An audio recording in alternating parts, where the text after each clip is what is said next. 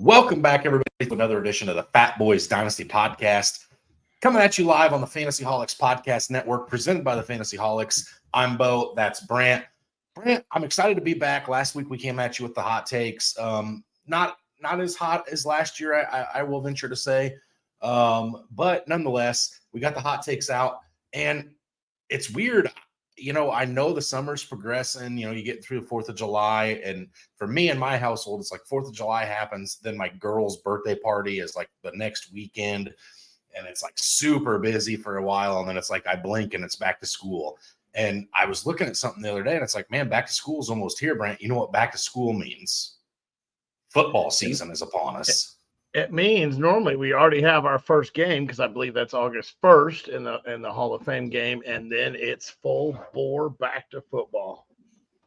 22 days from today, my friend, we will have an NFL preseason game with the Houston Texans and the Chicago Bears in the Hall of Fame game. That is August 1st.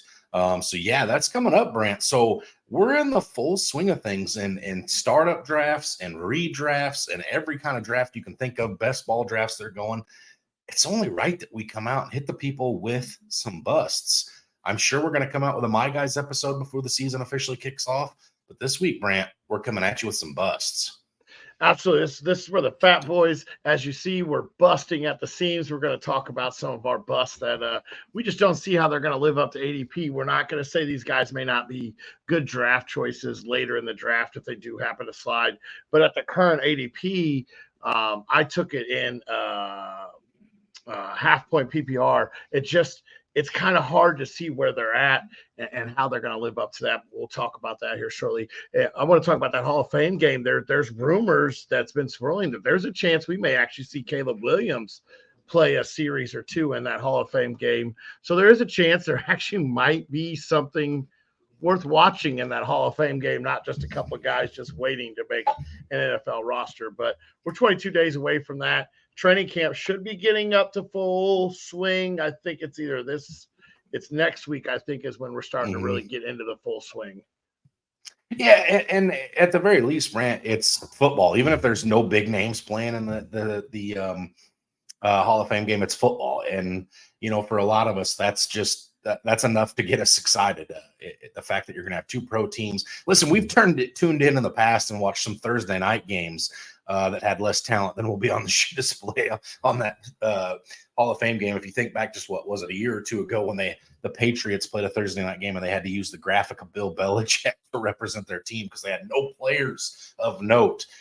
So, you know, it's not that bad for us to just be able to watch some football. You know, and I want to get back to the busting at the seams thing too, because, you know, that could have different meanings for some folks, Brant. Like, you know, you're working out at the gym so much that your biceps are getting so big, they're rupturing the seams of your shirt, you know, or, you know, what have you, or, you know, you're busting across the seam of the finish line at a long distance race that you've been a part of. No, my friend, this is more like when you squat down to pick up a pin that you dropped and you blow your pants out and you got to walk around like hiding yourself because you don't want people to see that you just split your britches. That's the kind of bust we're talking about in today's episode. Or maybe you bust a button and you're not sure if it landed on the roof or hit the man on the moon. But just like Adam Sandler said, they shouldn't have been standing there. That's right. But let's get into these busts. Let's get our bibs on. Let's see.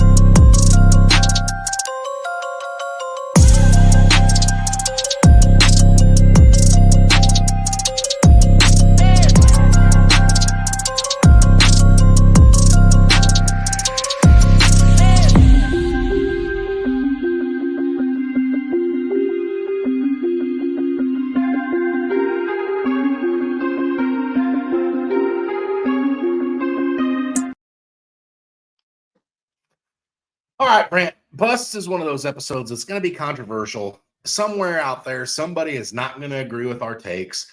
And you know what? 6 months from now, we may be right back here saying, "Yeah, I put my foot in my mouth, whatever." But here we are anyway. We're going to put our thoughts and opinions out there on some guys today. And if you're sitting at home going, "Man, I can't handle the hate on this player," like similarly to the way that you guys hated on me last year for my DJ Moore take, I live off that stuff. Brant lives off that stuff. Let us know. If you don't like a take we have, we'd be happy to sit and debate you with it all day long. I'm sure both Brant and myself would run out of much before we ran out of ideas to defend some of these busts. So, without further ado, Brant, let's jump into this. I'm ready to talk about some busts. Yeah, absolutely. Some of these guys, like I said, some of these guys we think are just going to bust and not have any relevancy or possibly get replaced. And some of these guys we're just talking about not being able to live up to their ADP. But absolutely, come back at us. We'll talk about it. Before we jump right into this, I wanted to put out. Make sure you guys are tuning into the Fantasy Holics Facebook page as we're putting in some team previews are coming out now, and to get ready for the season. In those previews, make sure you click it, check out the website, check out some of these guys are working hard behind the scenes typing these up. Make sure you guys give them a good like and a good read and talk to them about it. But yeah, let's get into these busts. You want me to go first? Take us away, Brant. I'm going to go with one of the guys that it's funny. I'm going to talk about it. This is the first year that I've drafted him, and I think it might be the first year I've owned him in his NFL career, and that is Davante Adams. I got him real late in a dynasty startup. I needed something that I thought I was comfortable with, and then I started digging a little deeper because, his name's Davante Adams. You should be extremely comfortable with plugging him into your wide receiver one spot. So he's going as a top 12 wide receiver off the board in fantasy and half-point PPRs. He's got Gardner Minshew and Aiden O'Connell at the helm this year. I know I love Minshew. I talk about it all the time. I love the Jorts. I love the stash. Minshew's not a risk taker, though. He's going to put the ball in good spots. He's not going to throw the ball up, 50-50 balls. He's not going to throw that deep ball. So that's a lot that Adams is good at. Adams did finish as a wide receiver 10 last year, playing all 17 games. He had 1,144 yards and 8 touchdowns. But let's talk about, we've added Gardner Minshew. That's probably going to be the QB1. You added Brock Bowers, who's going to slide out and demand some targets and a lot of love from the wide receiver position. This guy is a beast. If you've never seen Brock Bowers in college, go out and watch the film. This is a guy, he's going to turn heads from the start of the season. And now we go to the Minshew, another hate on him. He's only supported a top 15 wide receiver once in his career, and that was number 15, and that was Michael Pittman last season there in Indy. And if you think, Michael Pittman had some bust or breakout games at the beginning of the year with Anthony Richardson before Anthony Richardson went away. So that was also supported by another quarterback. So, like I said, he likes to spread the ball around and play it very safe rather than throw that deep ball. Also, you got Jacoby Myers there, who also had 10 total touchdowns last year. So he had 2 more than Davante Adams did, and it could be a better value. He's going outside of the top 24 wide receivers is Jacoby Myers. He played in 16 games last year and he finished as a wide receiver 24. So this guy could be a value pick. And I just don't see how Gardner Minshew is going to support 2 good wide receivers and Brock Bowers. I don't see enough love. You're talking about Zamir White coming out of the backfield and the safety that Gardner Minshew plays with. I just don't see how Davante Adams can live up to a wide receiver 1 stat as he did last year. It was rough to get there. It was a rough year for him. His targets were down by a little bit. I just don't feel that Davante Adams is going to live up to that top 12 wide receiver. Now, if you can get him later, I think he's going as like the 18th player off the board too. So it's real tough to be living up to that. Yeah, and Brant, I think too, when you talk about it, obviously we've said it on this show a few times, and Father Time is undefeated, right? Eventually, that downhill swing starts, and it's impossible to revert from it. But if you look at those other players that are coming off the board, in and around him, I imagine there's several players with more upside. As far as better quarterback play, better coaching potential, better overall offenses. So they're going to have more meaningful targets. Now, I think Devontae could be a top 12 wide receiver again this year. I think the world exists, but the touchdown equity is going to have to be there. They're going to have to air the ball out an awful lot more than I expect them to. I believe, correct me if I'm wrong, Brant, but I believe in his introductory press conference, which he got rid of the interim and took over as the official head coach, I do believe Antonio Pierce said he wanted to establish the run in Vegas and he wanted to be a physical football team. So I think those things, do take away from Devontae Adams and kind of his allure of the past. Yeah, absolutely. That's what they want to do. They want to establish the run because they got to keep the ball out of Patrick Mahomes' hand, Justin Herbert's hand. Whoever the quarterback in Denver, I guess they don't really have to keep the ball out of his hands, but they play a lot of games where they got to try to milk the clock and keep the ball away, so they don't want to score in bunches or as fast as possible. Drake London is a name that's right there at the number 17, while Adams is number 18. Then you have Chris Olave at 20. You have A-Chain at 22. You got Sam Laporta at 24. One of the names that maybe you could question is the one right next to him, and that's Josh Allen in a single QB league. Maybe you're not reaching to 19 for him, but still, Devontae Adams is going as the 18th player overall off the board. It's just all those names around him I would feel more comfortable with taking.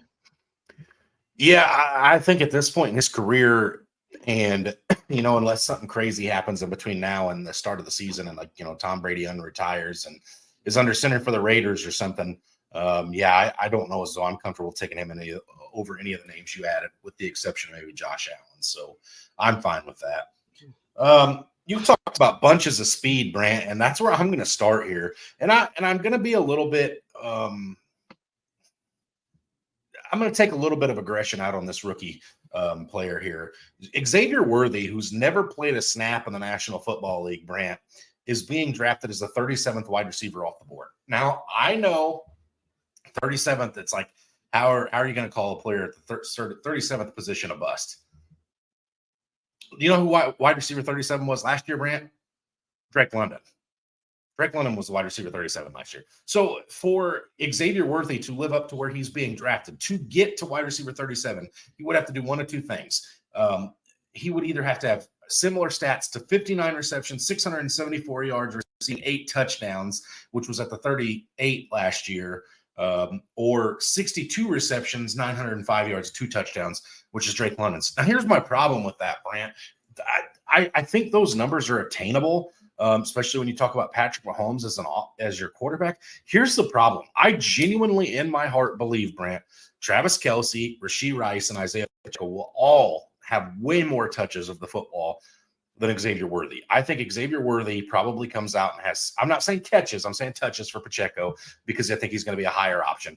I think you're looking at around 75 targets, 50 receptions, somewhere in that neighborhood, if I'm being generous with Xavier Worthy. Now, here's the other problem, Brant. I left out a name, and I know you're probably wanting to say this one.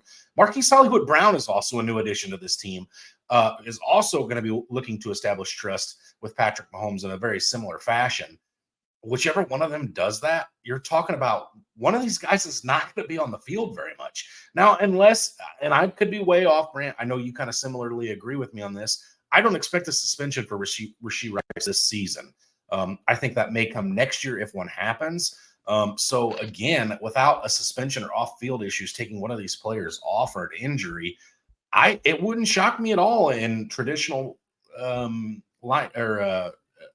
personnel if you see some form of Hollywood Brown, Kelce, Rice, and Pacheco as the skill position players. I wouldn't even be shocked to see Noah Gray get more field time this year than Xavier Worthy. And again, in a dynasty landscape, I have no problem with Xavier Worthy being the 37th wide receiver off the board. This was pulled from current redraft ADPs right now on Sleeper. That is incredible to me that Xavier Worthy is going at 37th, 4 spots behind Rashee Rice, who, again, I know the general public's a little nervous about Rashee Rice, Brant, but my goodness, Xavier Worthy, who I think is one of the most gimmicky players to ever play in the National Football League, would have to have an incredible season with a lot of other things to go right for him to get to his ceiling that he's being drafted at right now. Yeah, absolutely. And you're talking about a gimmicky wide receiver. What was that? John Ross did it a few years ago. Never stayed on the field. DK Metcalf did do it a few years ago, being the fastest wide receiver in the combine, and he was able to. And then Tyreek Hill. But the skill level between DK, Tyreek, and Xavier Worthy is astronomical. So this is a gimmicky guy. You already have your speedy wide receiver. I think you may see it take a year or two for Worthy to really develop the trust and show more playing time on the field. I think he starts behind Hollywood Brown, the veteran presence. And really, Xavier Worthy did not impress me much with his ability to track the ball as well and hold on to the ball that well in college. And it may not be a whole lot for him to lose trust in Patrick Mahomes with how many drops they had last year. I agree. All right, well, here we go. This is going to be the first shot that a lot of people are going to hate. I am going with Mr. C.J. Stroud as a bust this year. He is being drafted as a top 5 quarterback in half-point single QB leagues. He has no real rushing upside. He had 39 total rushing attempts last year. Most were coming off of scrambles, which they have beefed up that offensive line. I think he had 3 rushing touchdowns. That was because they were one of the worst rushing offenses in the NFL inside the red zone. Well, what they do, they went out and they added a veteran running backs in Joe Mixon, who will be helping with that and stealing those red zone touches and rushing it in. I understand 3 touchdowns doesn't seem like much. 3 touchdowns and he finishes QB 11, but we're drafting him inside the top 5 quarterbacks already. I understand this guy was phenomenal, fun to watch, made his wide receivers look great. He had 23 touchdowns. He only attempted passing the ball 499 times. Really not a whole lot of attempts. This is a team that is very capable of hanging some points, but I think you're going to see a lot more rushing, and you're drafting him at what your hopes is the ceiling as a top 5 quarterback now. I just don't see it. I expect him to spread the ball out well. I do expect him to be a top 12 quarterback again, and you're probably talking 7 to 10 area. He'll be serviceable, but you cannot be drafting him inside the top 5 draft picks. You're drafting him with people like Josh Allen, Patrick Mahomes, Jalen Hurts, Joe Burrow, and Lamar Jackson. I'm missing the running back of all running backs. And I mean, how are you drafting him around names like that when he only finishes at the QB 11? Do you expect some resurgence in his rushing and it going way up? No, I expect it to go down. I would be surprised if he beats 25 rushing attempts this year, because they beefed up the line too to help him be able to pass the ball. And without that Konami code, why are we drafting him so high? Yeah, I mean, again, he's got all the weapons in the world. I mean, the addition of Diggs, Tank Dell healthy, hopefully Nico Collins is an emergence.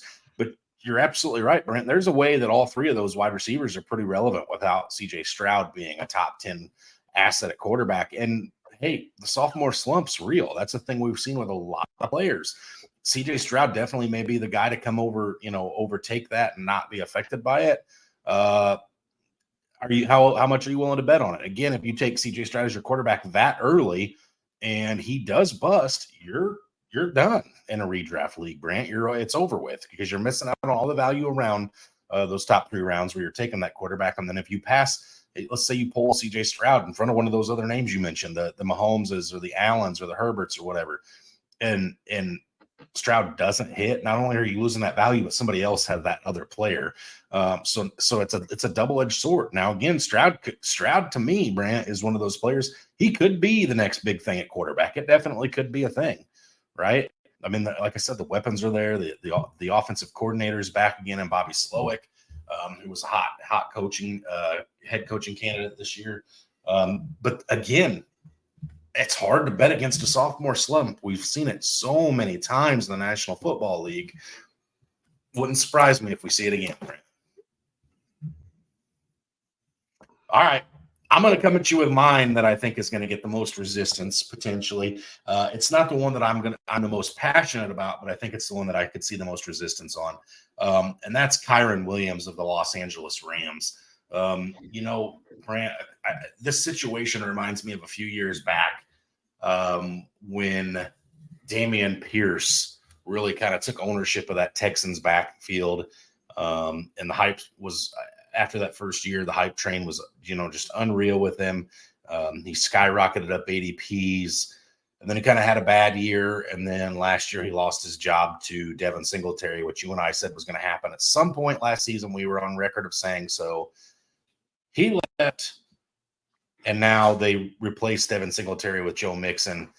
So again, a much better fit for that team than Dameon Pierce. So anyway, back to Kyron Williams, Brant. What did they do? They went and used one of the earlier picks in their draft on Blake Corum, who, again, I don't think any of us truly know what this running back class is going to shake down as. I know there's a lot of, I've seen different top threes. I've seen different top fives. But one thing we do know is Blake Corum is going to take some work away from Kyron Williams. Okay. Here's the thing, Brant. Kyron Williams is being drafted as the 7th running back overall. Do you know where he finished last year? I just looked it up, so I won't spoil it for you. He finished at 7th last year, Brant. 15 total touchdowns, 1,350 total yards, and 32 receptions. I don't see that as repeatable for Kyron Williams. One, you're going to have a healthy Cooper Kupp. You've got the emergence of Puka Nacua now. And now you've got Blake Corum to add to this offense, who's going to spell Kyron Williams some, I would assume. So even if you talk him down to 10 touchdowns, which is still a pretty good season, Brant, and you keep the receptions pretty similar, you could not change anything except for take away 5 touchdowns from him, which again I think is fair to say that I think Blake Corum's going to get some work. If you take 5 touchdowns away from Kyron Williams, Brant, he falls outside of the top 10 last year. So it's really interesting to me that he's going as high as he is. When there's, again, the other names around him to me are just as interesting. And maybe I'm just a Rams hater. I don't really believe in the Puka Nacua hype train. I'd be an idiot to say there's not some relevance to it, but I just don't want to be a part of it. I don't want to draft Puka Nacua. And I don't really want to draft Kyron Williams either, Brant, because I just don't see this as repeatable for him. I think if you bottled what he did last year, that's what he's going to chase the rest of his career, those numbers. And I just don't know if he ever gets them again. Not to say he's not going to be fantasy relevant, not to say he's not going to be, the touch leader out of that backfield in LA.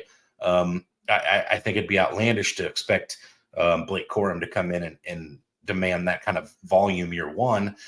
But I don't think it's repeatable. There was just no other running backs on that roster last year that were a challenge to Kyron Williams. And so for those reasons, Brant, I think Kyron Williams bust this year, and I want no part of it. I could see it as being a bust here. Drafting him right where he finished. He did only play in 12 games. He did miss 4 games. So that's a big thing. But they went out, like you said, they added a running back. He had 260 carries in the 12 games. Like, that is a lot of work for a running back. I get it. It doesn't sound that bad. But like I said, he missed 4 total games. So he missed, 200, almost 4 games. You're talking 100 touches to, another. So you're talking it's going to take him 360 carries. He was very efficient last year. Teams will be ready for it. You got Cooper Kupp back. You added Blake Corum. I just don't see where he finishes as the same as he was this year. Mm-hmm. You're drafting him in a bell cow situation when he's probably in a running back by committee.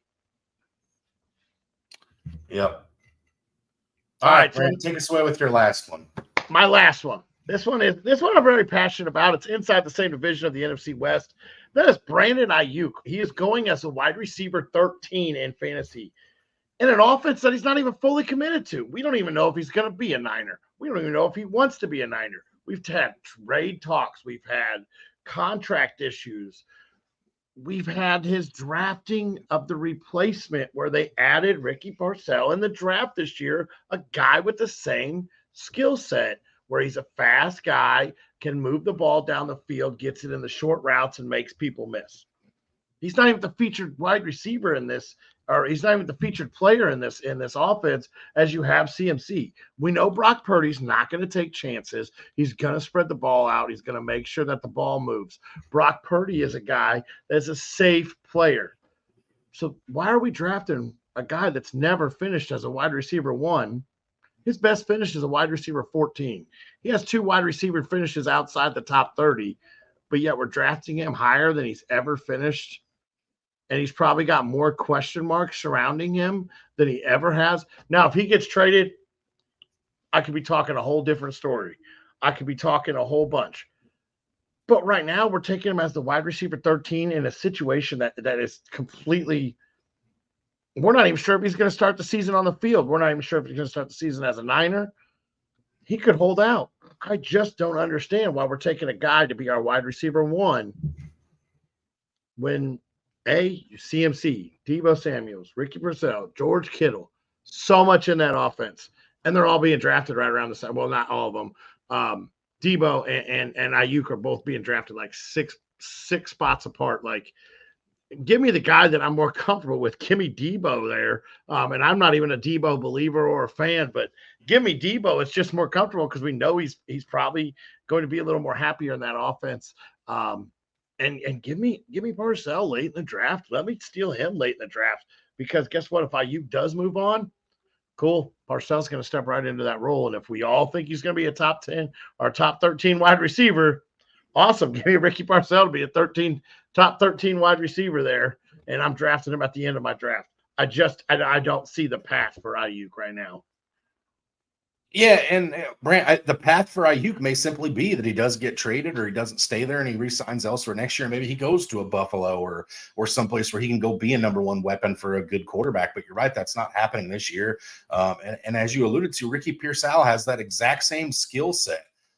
So it wouldn't shock any of us, I don't think, if Kyle Shanahan's like, I've heard enough of this crap all over the course of the year. I'm gonna show you how much you don't mean to this offense and start giving some of that volume to somebody else. So I mean, it is definitely one of those scary situations. I mean, if you look back at players, in the past that have had the contract issues. I mean, how many of us have been burned by like guys like Le'Veon Bell, who held out, or it's one of those things that if you miss a few weeks in a fantasy season, Brant, that could be detrimental to whether or not your team makes the playoffs.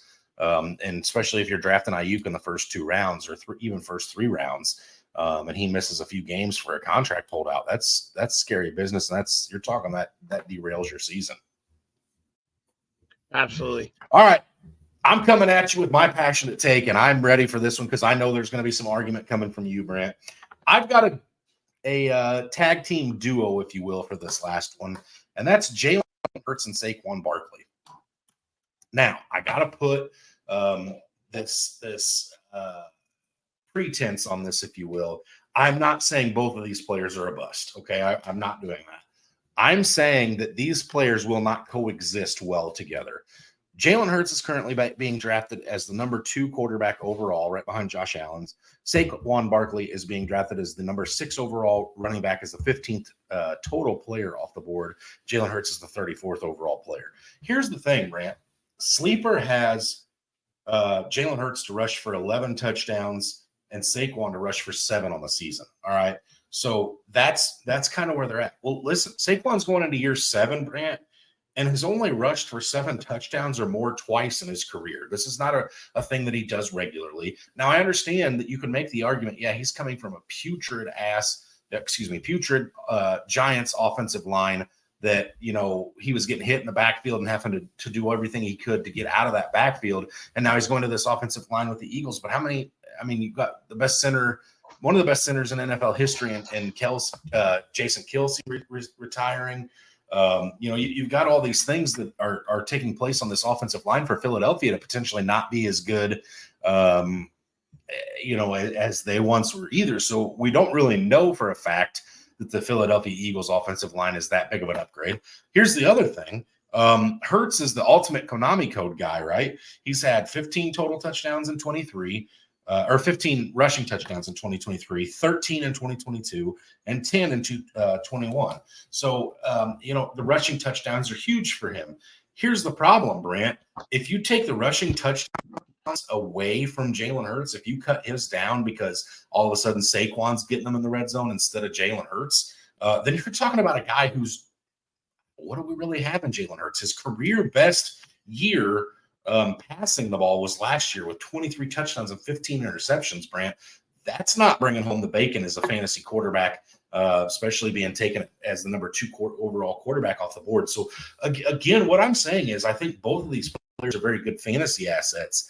I don't like them together because I think for one to succeed, the other has to suffer. Now, yeah, you can make the argument, yeah, he's going to catch passes. That's not really the Philly offense. The running backs don't catch all that many passes.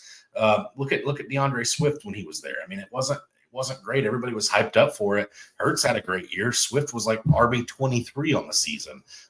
So, I mean, and again, it brings me to one of your favorite players' names, Kenneth Gainwell. I mean, it was getting some traction there for a while just because there was nothing happening out of that backfield. And if I had to put money down on one of these two guys being successful this year, it's still going to be Jalen Hurts for me because the tush push isn't illegal. He's still going to be getting a lot of those, on the 2-yard line in the red zone, take it and right behind the center. And again, that's going to take away some of these red zone touches from Saquon that he's been used to getting his entire career. I mean, you get inside the 5 with the New York Giants offense, Brant, who's getting the ball in years past? Saquon Barkley. You get inside the 5 with the Philadelphia Eagles offense, you've got Dallas Goedert, you've got A.J. Brown, you've got Devonta Smith, you've got the tush push. Yeah, you've got Saquon Barkley, but if he's not super high up on that pecking order for Nick Sirianni, I could see this being one of those situations where it's like the entire fantasy landscape gets caught with their pants down on this guy.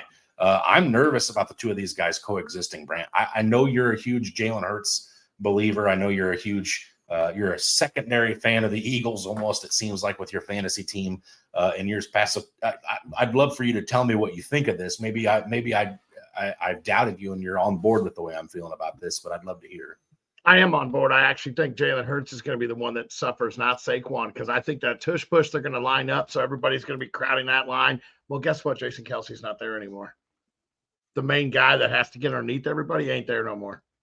So what we're going to do, we're going to line up for the tush push, and boom, I'm going to hand the ball off to Saquon, and nobody's going to be in that gap almost all year. I think this is going to be Saquon getting the ball a lot on the one. I think Jalen Hurts is going to suffer this year. I think his fantasy is going to be rough this year. I hope he can still air the ball out, as I am a secondary fan because I do have Devonta Smith. And I hope their defense steps up as I held on to them in our dynasty. I think this is going to be a rough year to own Jalen Hurts because some weeks he may be great for you, but some weeks he may be devastating for you. I think this is Saquon's year. I think this is where Saquon finishes inside the top 5. I absolutely love him this year. I love the fact that he's behind. Yes, Kelsey is gone, but they do still have a nice offensive line there in Philly.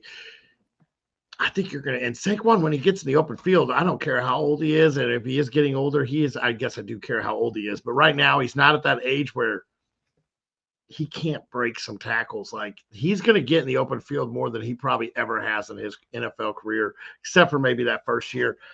Jalen Hurts does scare me this year. I am avoiding him in redrafts. I am avoiding him in best balls. I do own him in fantasy or dynasty, and I'm not going to ship him because eventually I think it does come back to fruition. Saquon will have to move on. So the rushing upside, and he does still have the rushing upside. I just think those rushing touchdowns do come down. He had, how many did you say he had last year? 15. Yeah, I 10. 10 is, I think you're talking 10 and 10 for both probably. Saquon will probably add a couple more through the air. So you may be 10 and 12. But yeah, I think I like Jalen Hurts. I like him, but I'm not drafting him as high as everyone else is this year. I'm going to hold on to him in fantasy and enjoy it. This year, I got a share of Saquon Barkley in that same league that I have Devontae Adams. Kind of went after everyone that I've never had a chance to have some hold on in fantasy in that league, and I might be regretting it by the end of it. But I do think that that Hurts is going to be the suffer from all of it. So you're drafting that nursing home roster over there is what it sounds like, Brant. Yeah, I got to go for gold for one chance I can, man. Either gold or Bengay, one of the two. That's right. All right, listen. That does it for us on this week's episode. I know next week we're going to move to a new time and try out a new time on Wednesdays. just for scheduling alignment. So we're gonna push it back to 9 p.m. Eastern time. For those of you that do join in and watch with us and hang out. Maybe next week we'll do My Guys, Brant. I don't know how you feel about that. If you want to go ahead and put that out on air, we can plan on My Guys next week. While we did bust, don't we need to do booms next week? Yeah, but booms and My Guys are kind of similar, but that's fine. We'll do booms next week. I need a few more weeks to tally up my guys here. I'm going to need a couple more drafts, I think. We'll do some booms next week. So if you want to tune in with us and see who the Fatboyz think are going to explode, into fantasy existence next year, and way outperform their ADP, tune in at 9 p.m. Eastern time next Wednesday, and you will see the two Fatboyz come at it and discuss it here on air. Absolutely, it'll be good. It'll be good next week. We'll get into the booms. We'll talk about those a lot more next week, and then we'll start digging into my guys. That we got some training camp coming, so I don't want to spit out my guys too much until we make sure everybody makes it through training camp safely. Knock on wood. But as always, stay hungry, stay fat, my friends.